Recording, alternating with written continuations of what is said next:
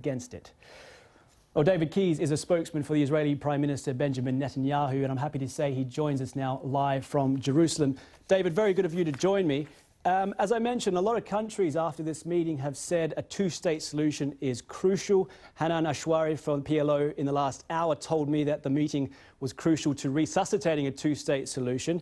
Does Israel's absence mean then that it has abandoned plans for a two-state solution? Absolutely not.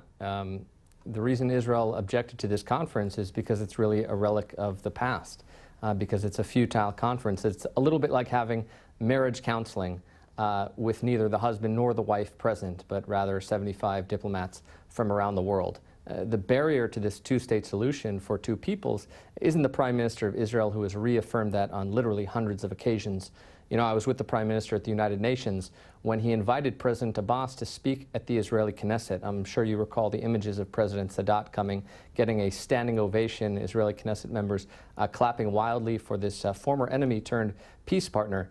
And unfortunately, President Abbas said no to that invitation and to the many hundreds of other invitations. He said no to recognizing Israel as a Jewish state. He said no to direct negotiations with Israel. And frankly, he said no to stopping the glorification of murderers and the horrific hate speech which is indoctrinating children from a very young age. If you want to find the barrier to peace, that is exactly it, not the liberal and democratic state of Israel, which has had its hand extended for peace since literally day one. David Keyes, then, are you saying that you support a two-state solution? The Prime Minister has made that abundantly clear on so many occasions, beginning with his famous Bar Ilan speech in 2009. Unfortunately, the Palestinian leadership has not made the same decision. You have senior officials from across the spectrum essentially nullifying the idea of two states for two peoples. And that remains the barrier to this conflict. You know, it's not just that, it's the continued glorification of murderers. Take just this recent attack in Jerusalem. I went with the Prime Minister to the site of this horrific ramming attack. I saw the blood still on the truck with the engine running. It was a horrific scene. And President Abbas was silent on that attack. The year before, he actually lauded someone who ran over young Israelis and tried to murder them. Nice was the site of one of the most horrific ramming attacks. It's a shame that the world community doesn't put the focus on where it really belongs and instead creates a moral equivalence between Jewish communities in a place called Judea, or Jews living in what's called the Jewish quarter, and the wanton murder of civilians.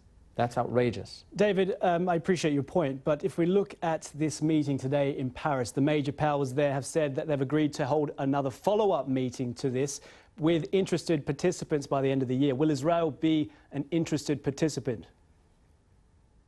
Well, not if it remains its current formation of many dozens of countries coming to try to bring Israelis and Palestinians together. The choice is simple for the Palestinians. It's to accept one of Prime Minister Netanyahu's hundreds of calls for peace and for direct negotiations without any preconditions whatsoever.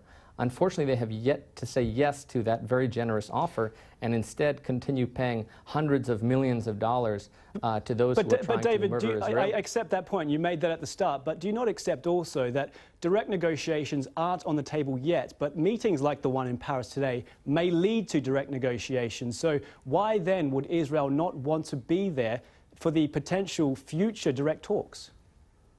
Well, why is it that the direct negotiations aren't on the table? I think it's the same reason that the Palestinians rejected statehood in 1937 and 1947 and 2000 and 2008 and 2014.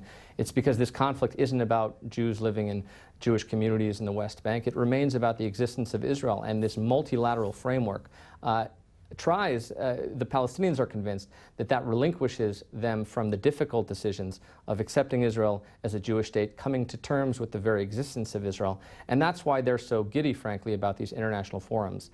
They need to make the hard choice to sit down with Israel and at long last create the peace that both Israelis and Palestinians so deserve. And so long as they continue to reject Israel's very existence, so long as they continue funding the murderers and the families of murderers, so long as they continue glorifying those who go out into the streets and stab young mothers, young children in Israel, peace is going to continue to elude us. David, thanks very much for your time. That was David Keyes, live there in Jerusalem, a spokesman for the Israeli Prime Minister Benjamin Netanyahu.